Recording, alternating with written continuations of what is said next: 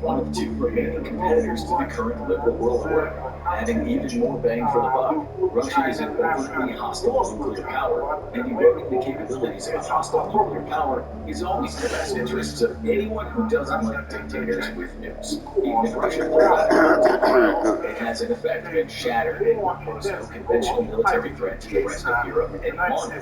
However, recent events have shaped Russian perceptions of this proxy war. It's difficult to separate propaganda from honest opinions in open source Russian publications, given that any negative opinion on the state of the conflict could be used for prosecution under new laws to keep the truth suppressed. Even so, there's a growing trend amongst Russian commentators referring to the conflict as a failing proxy war for the West. Not because Ukraine isn't achieving considerable battlefield successes, but because of what many see as Ukraine fatigue settling in amongst the nation's supporters, with American Republicans blocking further Ukraine aid in the latest budget proposal. The message is clear. If Russia continues fighting, even if it's actively losing, eventually the West will give up and end their support.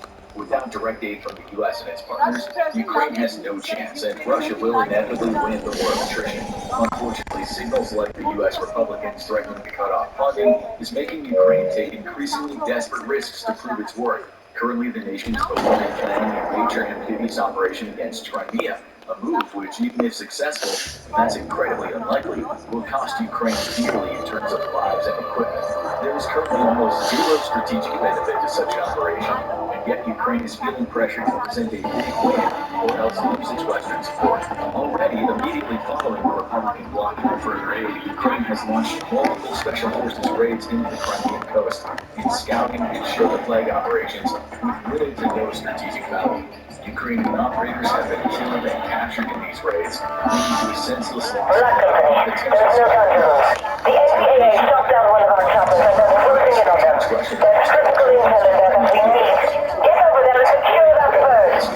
Russian confidence that the West will use the war to continue to fight is so high that it's resorting to pure attritional war in order to slow down Ukrainian deterrent. In recently made available after-action reports and battlefield observations, it was revealed that Russia was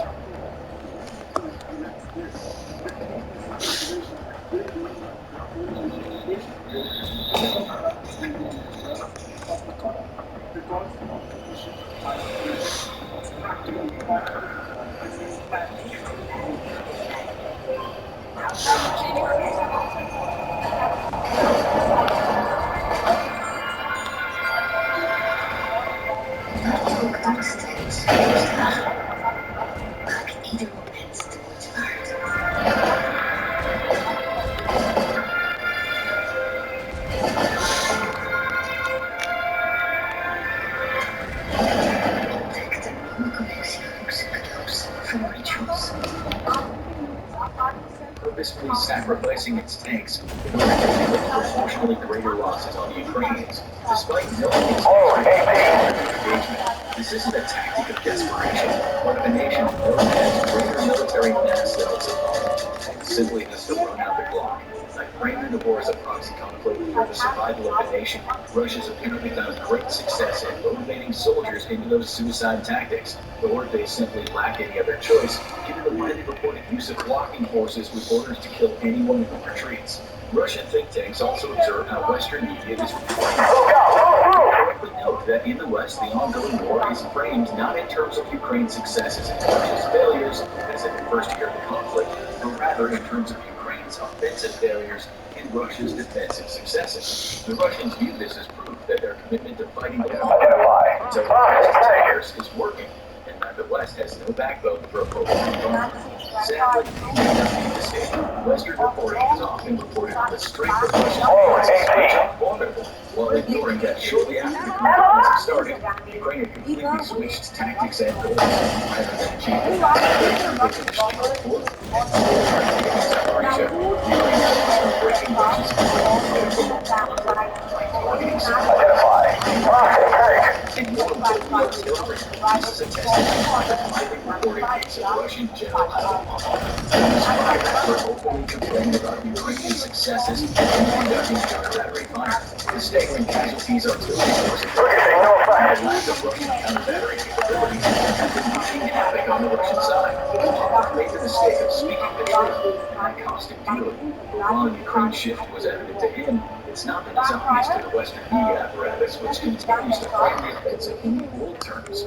Seen from the new strategic goals Ukraine has set for itself, the offensive is a wild success, significantly attriting Russian artillery forces, forcing the retreat of the Soviet Black Sea Fleet, and putting vital Russian lines of communication in serious jeopardy. Russian sources are also viewing the current offensive incorrectly, or honest opinions are too dangerous to publish, because we find the failure of the Ukrainian offensive casualties ratio on the defensive, Russia continues to have the failure of the offensive. The campaign is working. Interestingly, that a ceasefire is inevitable, despite there being no support whatsoever from the Ukrainian side. That such a prospect is even on the table. Interestingly, Russian failures during the war, rather than the type of honest review that Western militaries and governments rely on, Russian outlets and senior leadership instead try to paint the conflict as one where both sides are holding missteps. While Ukraine has made blunders, they absolutely pale in comparison to the utter incompetence of the Russian military. The embarrassing defeat at Kyiv is still painted as a goodwill withdrawal of Russian forces, rather than the absolute rout that it was. It's often difficult to know if the commentator actually believes this, or simply toning the propaganda line. There is at least a notion that the first mobilization was a disaster, though there's no evidence that just pushed for a second mobilization. They can actually hit the mistakes at the first, given that Russia still lacked and its military structure is fundamentally weak. For Russian observers, despite important losses, victory is seen as inevitable. While some don't identify that the Russian military is bigger than the Ukrainian military. In fact, the proportion that Ukraine win, it has a possible number of troops, weapons, and equipment, as much as 3 times as much ammunition. And hundreds of modern combat aircraft. They observe that such a buildup would take several months. Order 18. Oh, 18.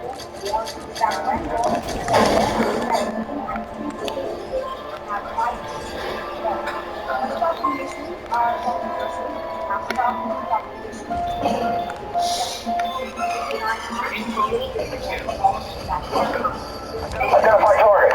Rocket, tank.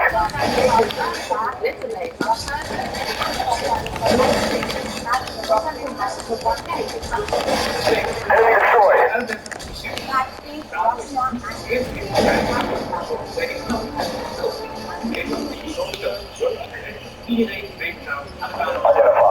Rocket,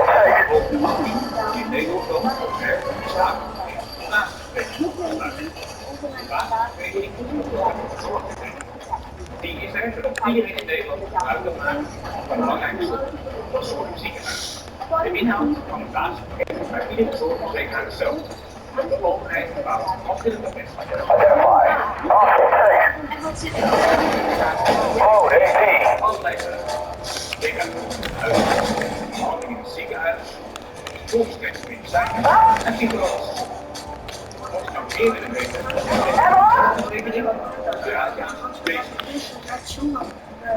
Met de wijk vergelijken van de zorgverzekering.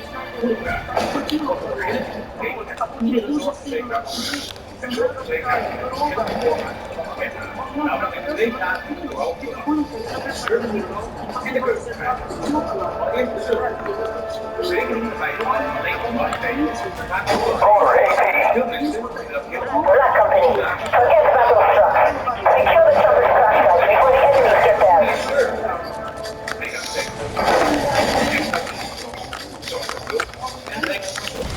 Enemy destroyed. Iedere verzekeraar gaat eigen hand naar de zorg. Als je belangrijk vindt, Grenade out.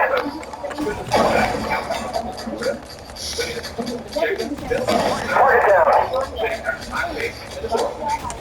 Order 18. De zogenaamde natuurlandbodem, de restitutiebodem en er is ook een drukking. Met de natuurlandbodem kun je terecht met alle zorgverleners vanwege deze contract. Dit noemen we de ongekeerde zorgverlening. De verzekeraar maakt de zorgverlener op welke zorgverlening wat het blijft. De verzekeraar betaalt de zorgkosten van verstreeks. Identify. als je dan met een Curapolis naar een niet gecontracteerde zorgverlener gaat, In dat geval betaal je een deel van de of soms gevallen moet je de rekening voorzien. Dat is anders bij de restitutiepolis. Met de restitutiepolis kies je zelf je arts en andere zorgverleners. Dezelfde zorgverlener die de zorgverzekeraar geen afspraak. Als je met een restitutiepolis naar een niet gecontacteerde zorgverlener gaat, dan hoef je meestal niet uit te betalen. Deze polis is de apparatuur van de natuurpolis. Engineering squadron moving in. Contact with the big London Black Company. En dan heb je ook nog een budgetpolis. Voor de budgetpolis betaal je minder, dat betekent dat je werk in de zeg, en als ik dan een zorgverzekering afsluit, wat keuze is dat allemaal? wanneer je zorgverzekering die afsluiten, dan kies je de zaak waar je moet. Wil jij